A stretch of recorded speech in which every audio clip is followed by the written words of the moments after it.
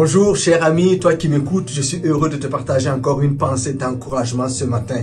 Sa grâce est suffisante pour réécrire ton histoire. Oui, la grâce de Jésus, elle est illimitée pour te faire encore du bien. Jésus est descendu sur la terre pour venir à la rencontre des hommes, afin que les hommes connaissent le bonheur d'appartenir au royaume de Dieu. Alors quand il était sur terre, il a fait du bien à gauche, à droite, en délivrant, en guérissant toutes sortes de maladies. Et un jour, Jésus était accompagné par une grande foule et une femme qui était atteinte d'une maladie. C'était une perte de sang pendant 12 ans. Cette femme-là décide de s'approcher de Jésus parce qu'elle n'a pas trouvé de solution ailleurs. La Bible nous dit qu'elle a fait le tour des cliniques, qu'elle a fait le tour des médecins. Elle a dépensé tout son argent, mais elle n'avait pas trouvé de guérison. Pire, son mal s'aggravait, le temps passa et elle était désespérée. Mais quand elle a entendu parler de cet homme-là, qu'on appelle Jésus, qui guérissait, qui faisait du bien, elle a dit, si je rencontre cet homme, ma situation va changer. Selon la loi, elle ne pouvait pas s'approcher de Jésus parce qu'elle avait une perte de sang. Elle était considérée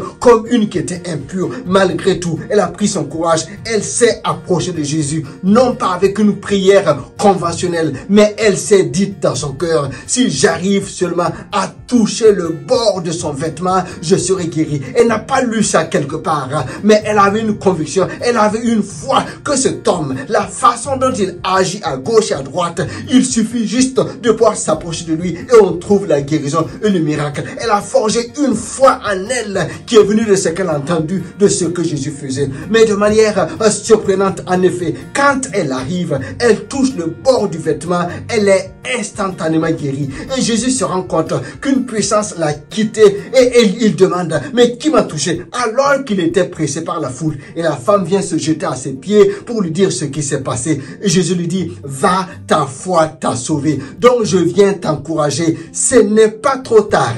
La grâce est disponible. Je ne te demande pas d'avoir une excellente prière. Je te rappelle juste que tu dois manifester une foi en ce Jésus-là qui n'a pas changé. Approche-toi de lui, manifeste ta foi, étends ta main de foi et reçois la guérison que lui seul peut te donner, la délivrance qu'il est prêt à t'accorder parce qu'il est venu du ciel pour le faire. Et par rapport à la guérison de cette femme, il y a de l'espoir parce que la vie ne s'arrête pas quand cette femme a rencontré Jésus. Au contraire, Jésus l'a guérie pour embellir davantage sa vie. Sa perte de sang s'est arrêtée. La Bible ne nous dit pas quel âge elle avait, mais peut-être elle avait encore la possibilité d'avoir d'autres enfants, de donner encore de la vie. Jésus est venu pour donner la vie. Donc je viens te dire, quand tu rencontres Jésus, quand Jésus commence à faire du bien dans ta vie, c'est pour encore écrire une belle histoire. Ne sois pas découragé, n'abandonne pas, n'écoute pas les faux témoignages qui veulent te décourager. La parole de Dieu est vraie et Jésus veut faire une œuvre dans ta vie aujourd'hui. Sa grâce